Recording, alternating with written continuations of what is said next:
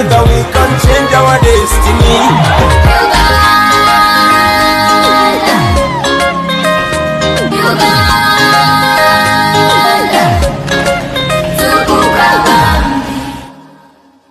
The country, we are the future, we are the change that we need. We are the youngest population, we will always stand a chance. We are the leaders of the future, and the future is today. If we only come together, we can change our destiny.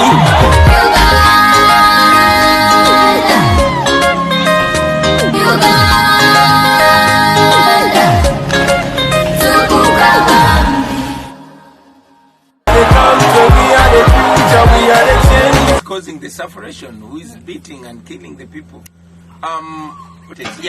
Who is causing the separation? Who is beating and killing the people? Look, you have seen Andrew Mwenda clad in full military uniform. You see artists every day dressed in military attires. You see many people dressed in military attires. And that's not to say that we dress in any military attire. I am wearing this beret. I keep wearing it. I don't get arrested, but they arrest everybody around me. Does that mean I'm above the law? If there's any law, you see, that's the selective application of the so-called laws. That is the corruption. You know, that's the impunity that we have in this, our country. So I'll tell you that first and foremost, for us to be able to traverse the country unhindered by the military or police, it's not because Museveni loves that so much. It's two reasons. One, he is blatantly ashamed. Yes, he's shameless, but it's a clear sense of shame that is hovering over the regime. But most importantly, after Museveni's massacre in November 2020, and after the constant hounding of the opposition, abductions and killing of the people, we took Museveni, his son, and those around him to the International Criminal Court with more than 200 pieces of evidence tendered in. And we are still putting more evidence together. So Museveni knows that the international community is watching him, and this is the community that has been funding him to continue his misrule over the people of Uganda, to continue his regime of blood and national shame. So he is aware that he is a candidate for the ICC. He knows what happens. So he probably is trying to behave himself in order to tone down on the pieces of evidence that are coming, to add on the petition that we put up against him. Probably that is why we've been able to move peacefully so far. Like I said, we are always peaceful, and it only gets messy when the police messes it up. Coming back to the so-called military stores that they claim we have, they've raided our offices many times, stolen our berets, while every other person is putting on berets, including them. The NRM tried to copy our beret and they made them in yellow. Apparently for them, it's okay to put on berets, but not us.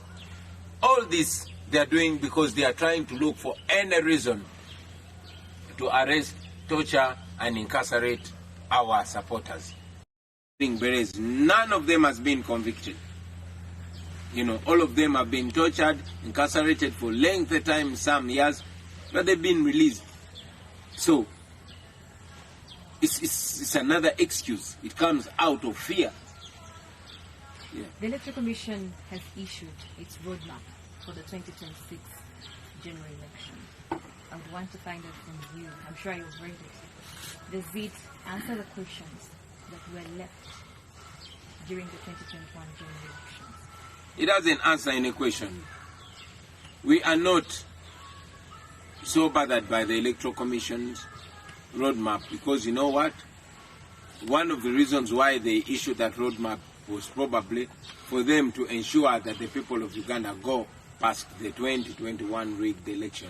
We have not gone past that election. We won that election, and we continue to, to call out the regime for having rigged that election. But this national tour also is to show the people of Uganda what they missed when that election was rigged.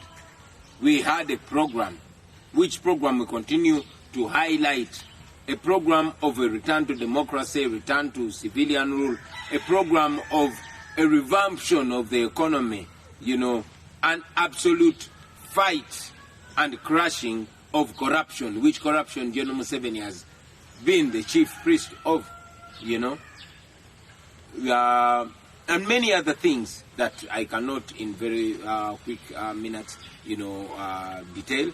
But we are moving around the country, showing them what they missed when the election was rigged, and reminding them that it is going to continue like that if they don't firmly put their feet down. We are not campaigning for the election, because if we had another election under these circumstances, it wouldn't be any difference. We are telling the people of Uganda that nobody else is going to give them a free and fair election but themselves. They must be firm, put their feet down. We are working locally and internationally, knowing that when the international community finally distances itself from Museveni, like it's clearly beginning to, then we will be dealing with a much more weakened Museveni, and our effort to make him fall will be easier. Mr. Chairman, are you coming back in 2026? The question should be, are you here now? And I will say yes. Are you going to contest for the 2026 general election? We've not looked at 2026 yet. We are looking at now, because we want Museveni to fall now.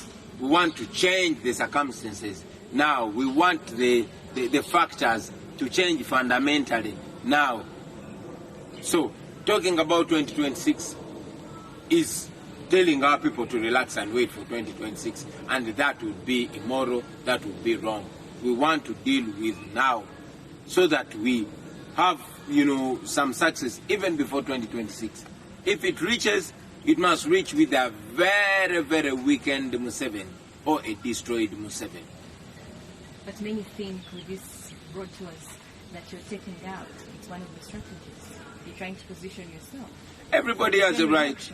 Everybody has a right to think the way they think. But you ask me because you want to hear what I'm saying. I'm not positioning myself. I am positioned already.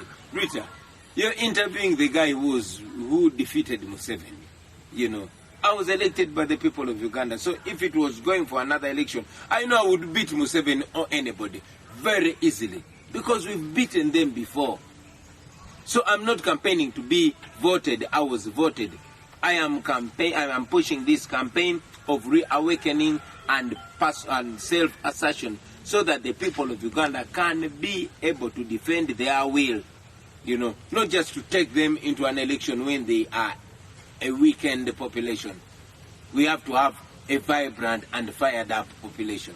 Mr. Chairman, how will these Ugandans reawaken their will? Many of them are struggling financially. Yeah. We just have a week or two for children to go back to school. Many of them have no school fees. Many of them can't even afford food. They can only eat once a day. And with the World Bank decision to not lend more money to Uganda, it has left many of the people panicking. What solutions do you have for the Ugandans who are struggling financially, economically, and a country like Uganda where we are bleeding? We have no money. The country is broke. Ugandans are broke. Maybe for you, it is that brokenness. It is that brokenness that emboldened the people of Tunisia to kick away the dictator. It's that brokenness that emboldened and annoyed the people of Sudan and many other places to kick away their dictators. I want the people of Uganda to be angry and to have resolve. That is when they are going to do what they must do. We want the people of Uganda to charge up, to be angry, to get annoyed, to get uncomfortable about the situation, you know. So that is a factor as well. If people were broke and impoverished and they are not getting the leadership to charge and change their circumstances, that would be the unfortunate bit. But they have the leadership that leads them to removing the main cause of their predicament, and that is the Museveni dictatorship. What is the solution? First of all, we must remove a regime that is not considering the well-being of the people, but looking solely on regime maintenance. You know how much? Do you know how much money Museveni uses every day?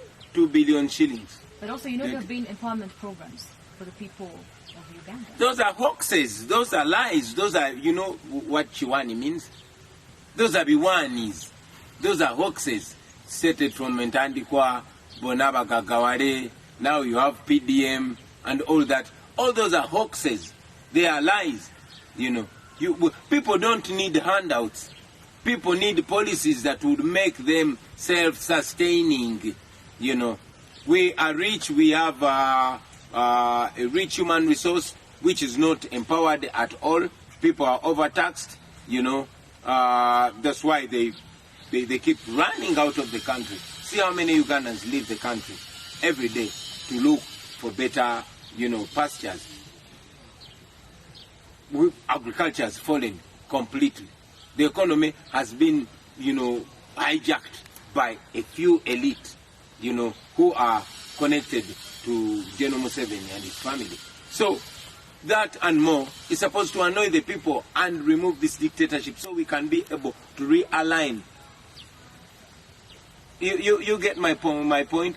Our challenge has been poverty as juxtaposed to extravagance. See how extravagant those that rule over us are. Compare Anita Mongo's house and the Bukedea Health Center. You know, compare how many cars Museveni has as an individual running his office and how many ambulances we have in the country.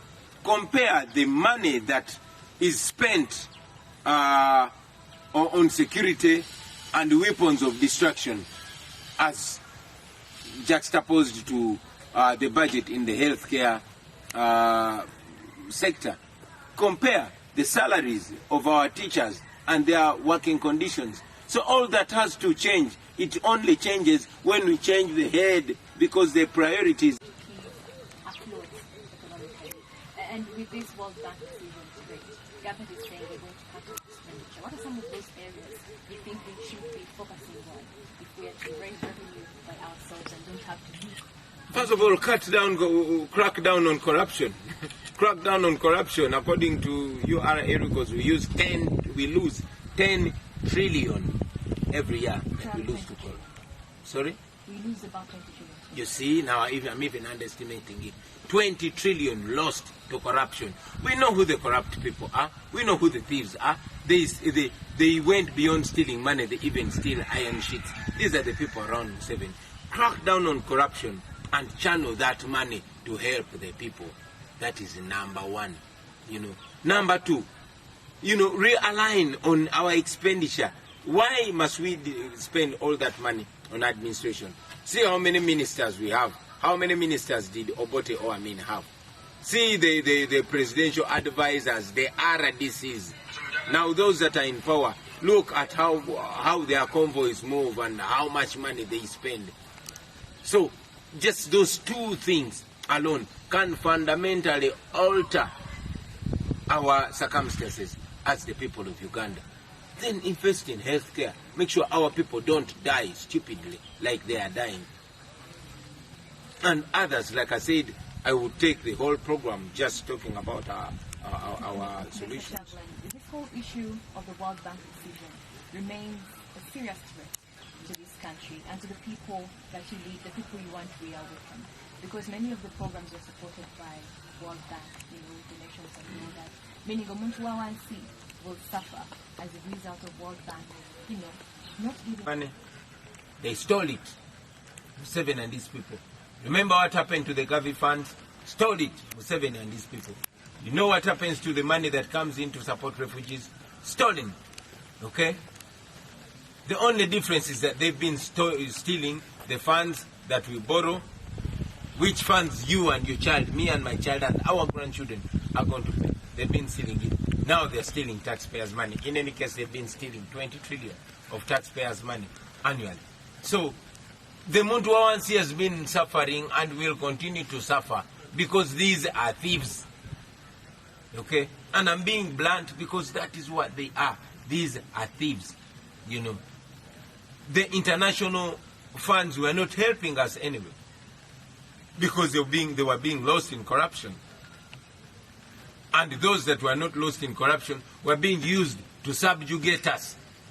Myself and my team were moving nation to nation, organization to organization, asking them to stop funding Museveni's regime. We are happy that they're stopping. We also want them to put sanctions on them. We want to weaken the Museveni regime, I repeat it. And we can weaken him. One way of weakening him is to make sure that they don't sponsor his killing. The guns that kill us are given by Americans. The money that he uses to buy people, to compromise those that are speaking the truth against him is given from abroad. Museveni is an agent of neocolonialism, is an agent of foreigners. So we are asking them to stop sponsoring killing, to stop sponsoring that regime of national shame. They are stopping, and we appreciate. We want them to even put sanctions. That is Ritah Kemigisha, and later on we shall give you a chance as well. I guess we shall have you in calls as well to ask Robert Chabani if you have any question, or also you can share your views and opinions. We'll take another quick short commercial break. You know, driving back from our country, as soon as we are done, in fact, we cut some activities short as well, because we had even been antagonized. In fact, we cut some, you know, driving back from our country, as soon as we are done, in fact, we cut some activities short as well, because we had even been antagonized in the first place.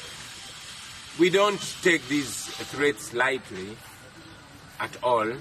We don't take them lightly because we've had similar threats and they've come to pass. We were warned in Arua.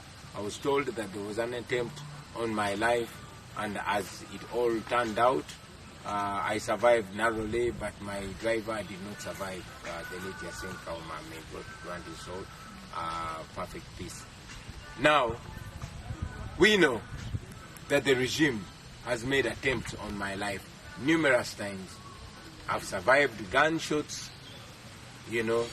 There are times when they even aimed at me and the bullet went through the windscreen of my car.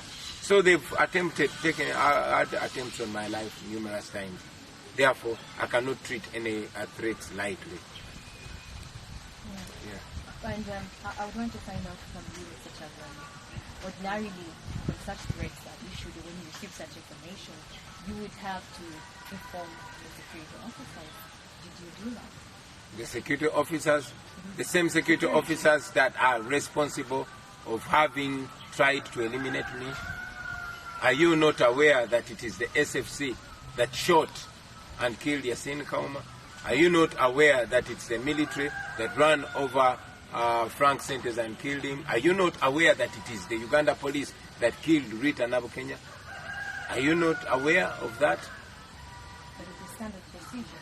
When such a threat is issued, the first respondent should be security. In a legal and moral situation. But as of now, when we know that the chief murderer, who is General Museveni himself, is presiding over a system, then that system is rotten. And we opt for other means. We would have gone to Ugandan court. Why do you think we've taken Museveni to the International Criminal Court? Because all the courts here in Uganda are muzzled. So you cannot seek refuge from the same animal that's trying to eat you. However, we expose them because I know that I cannot, fight against Museveni violently because he has all the guns and all that. But by exposing him internationally, in a way, it keeps me alive tentatively. But even when they finally succeed in eliminating me, I want the whole world to know who is after my life. That is Museveni and his son. The same people you oppose, the same system that you are trashing, is the same system that you went to running to court in 2021 when you felt you had been denied your victory. If you marked my words, I said, and I maintain it today, that we were going to that court to get either of the two things. One, justice, or to strip it naked. And indeed, the justice system was exposed. You saw just yesterday or the day before yesterday, Justice Chisache resigned from the Supreme Court because it was whatever they were doing was illegal and criminal. Whatever the Chief Justice Winyidoro was doing was illegal and criminal, and he was challenged, and he behaved in a very, very, very disgusting way, a way that undermines the judiciary. So our judiciary has been put to shame, courtesy of the Chief Justice and all those, all in the name of defending the sitting regime. So when I read the and diplomatic sources of that plan exemption in life, you mentioned Robert Mao, and I will read about it. Colonialism came through one region. It is coming back through the same region. It says in both European backers, no justice. Well, I don't blame Robert Mao. I only blame those that take him serious. You know, when Robert Mao is dealing with the international community, it's not colonialism. Okay? When Museveni went to Sweden to be assisted in the fight against Milton Obote, it was not colonialism. But when the international community, you know, warns the regime about an impending terrorist attack, that is not colonialism. But when they warn me about an attack on my life, that is colonialism. I don't blame Mao. I blame those that take him serious. But like I said, it was his own quote that if you are paid to be a fool, your intelligence ceases to matter. Mr. Robert, you have a call line? Hello. Yes, good morning. What's your name and where are you calling from?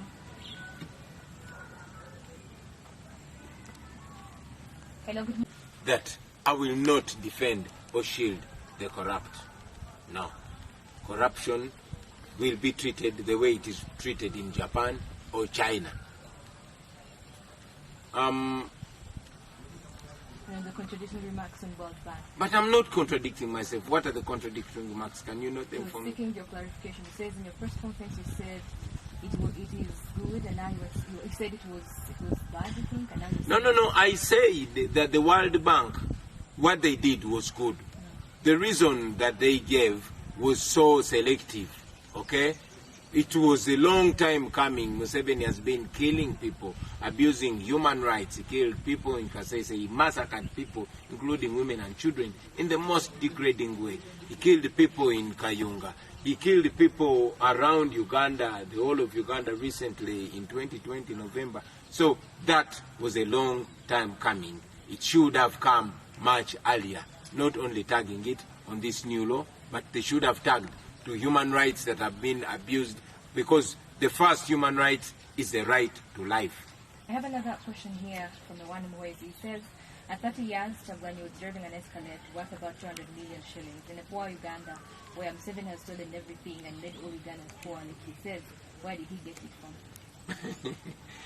You see, it amazes me when people start thinking that even a farmer in Toroko owes the rain that makes his farm produce grow to Museveni. Yes, I was a very smart and very talented young man.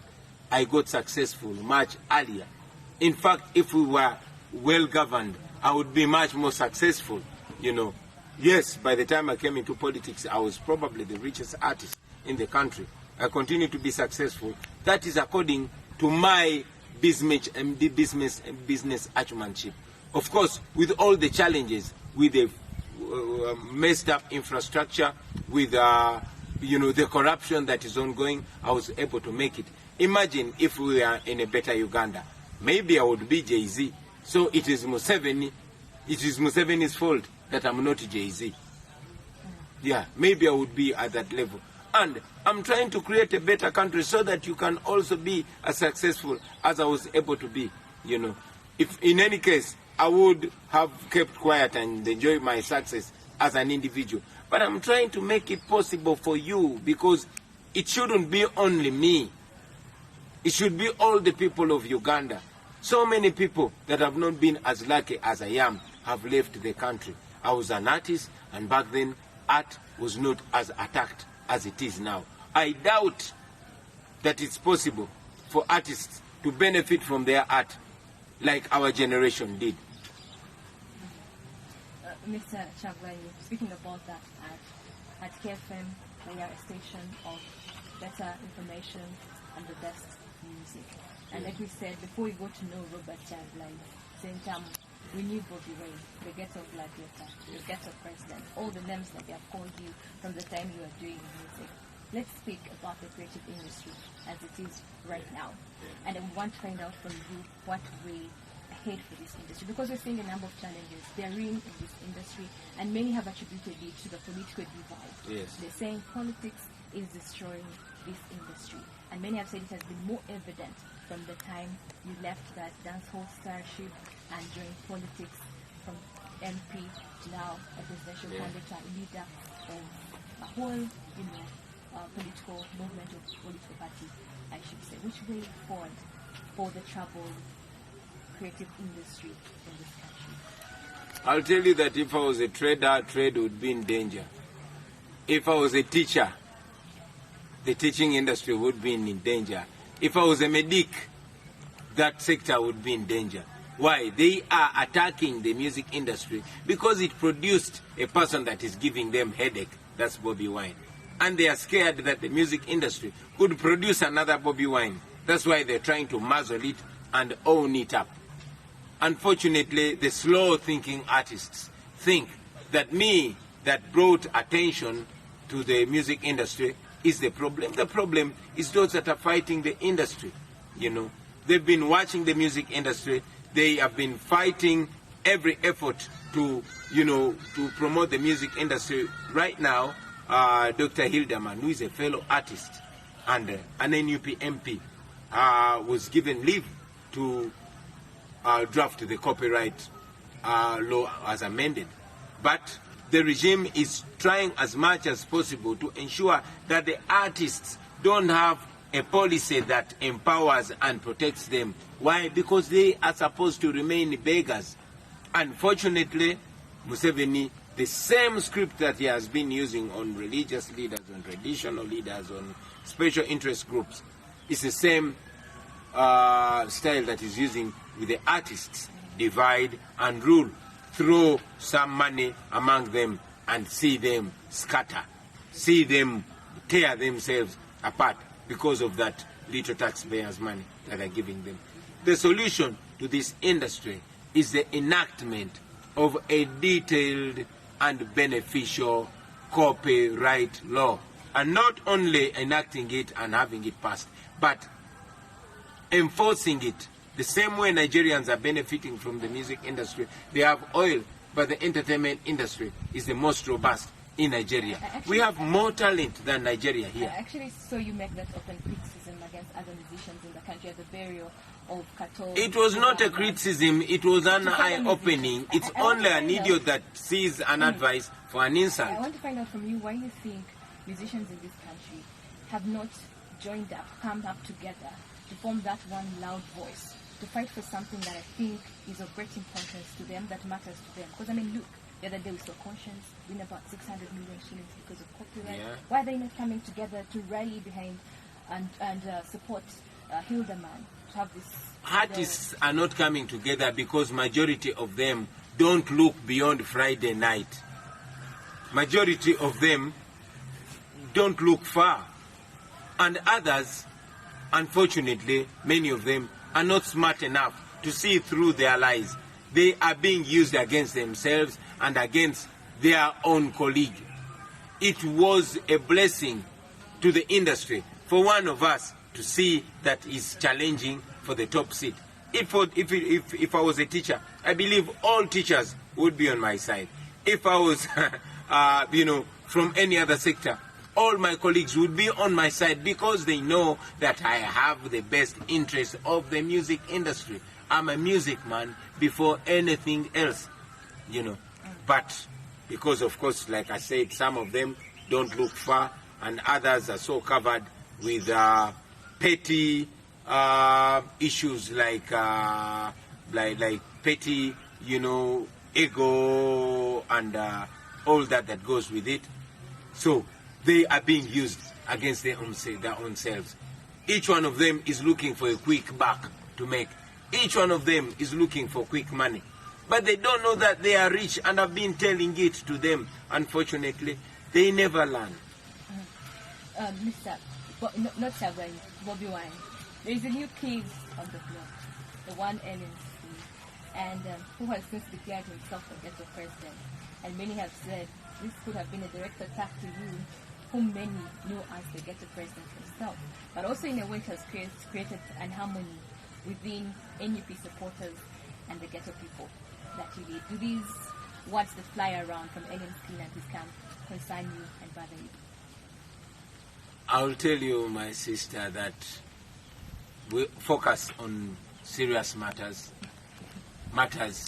that affect and could benefit the entire country.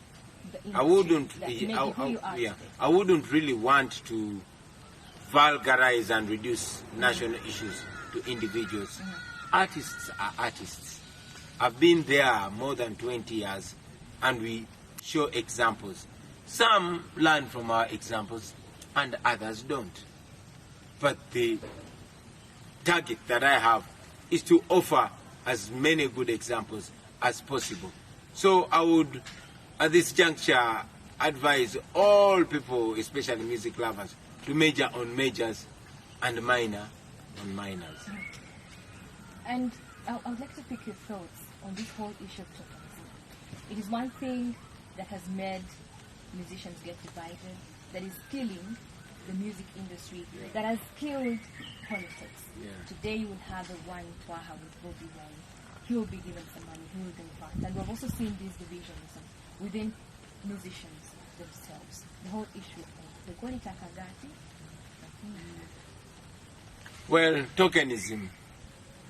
We call it tokenism, I call it corruption and bribery. But corruption has been the fuel that runs this regime, you know. Unfortunately, our people don't seem to learn. They give you a little and take away a huge chunk from you, but you don't notice it immediately. I'll tell you that ever since I rose to the occasion to challenge General Museveni, I became, in many ways, a source of employment. Somebody will go to the regime and convince them, oh, me, I can fight Bobi Wine in this angle. Fund me in this way. And they do, you know, to the extent that Museveni ended up even appointing some people, calling them presidential advisors, because they promised him that they would, you know, fight me. But that's not new. The same thing was used by the colonialists. They would come among us, among the black people, fund some black people with voices to fight against the leaders that were trying to liberate black people from white oppression. So it's not new. It's just a template that Museveni brings from colonial days to today here. I continue to tell these our brothers that I am not fighting you, I am fighting for you. You fellow artists, I am not fighting you, I am fighting for you. All of you oppressed people.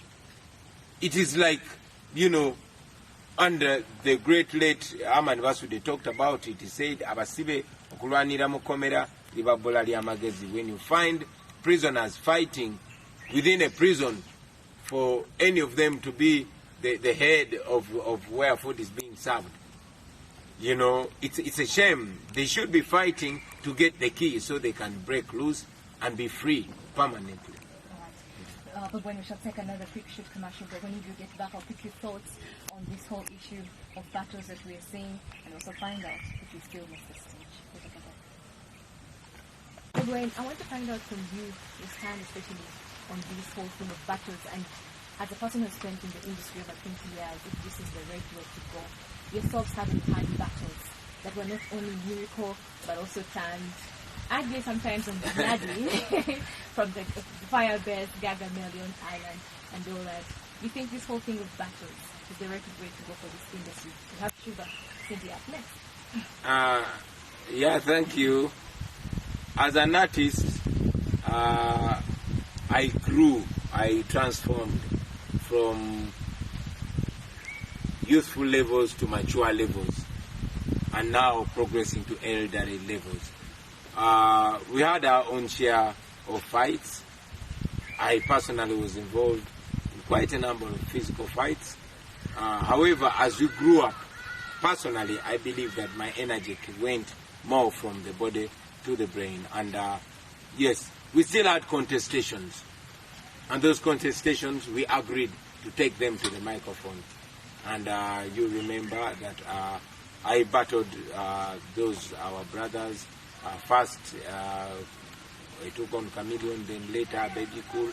And, I matured past that. Of course, battles, having set the precedent, music battles continued. They're a good thing. Hopefully, they are kept professional and moral. But they're a good thing. They bring competition, in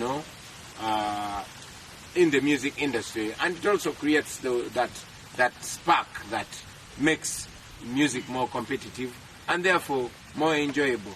So, I know that these two female artists are going to battle it out. Where do you stand?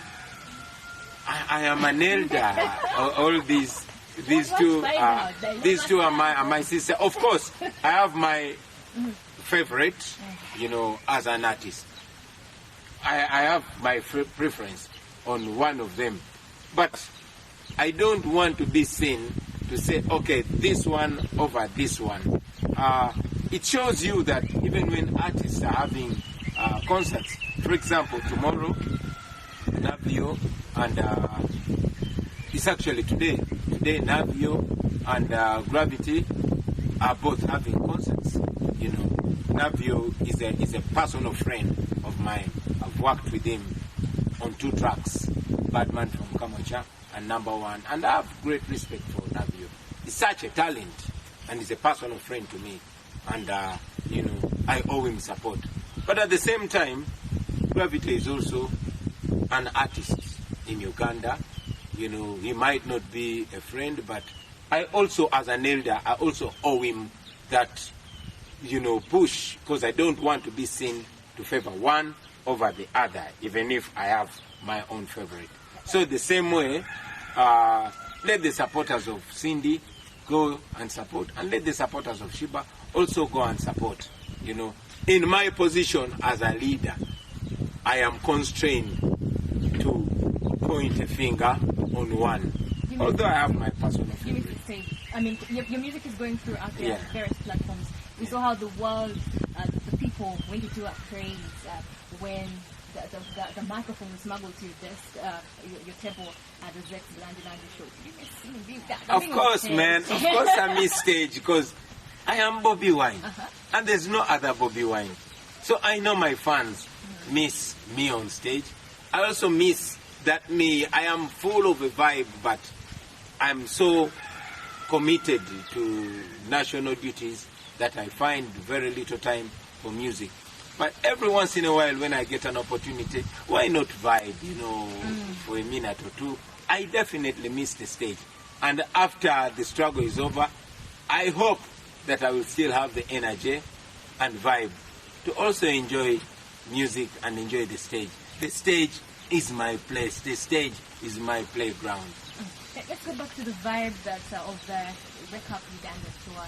What's up next for next week? The 1 week here in the Western Uganda? Yeah, on Monday we're going to Mayuge. Then we shall proceed to Busia, and then to Mbale, and then we'll go to Lira, we'll go to Wero, we'll go to Hoima, and we'll conclude with Arua, our second phase. And we shall reach everywhere. We shall bring our message of liberation to every corner of this country. Yeah. Mr. Bobi Wine, like you said earlier, we started with the song Taxman, remember Mao, Nogamba, why you not playing my songs?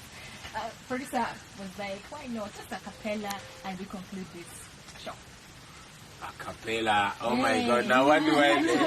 Oh, a cappella, Yo, our people complaining night and day. They wonder why they continue to live this way. But I know that things can change someday.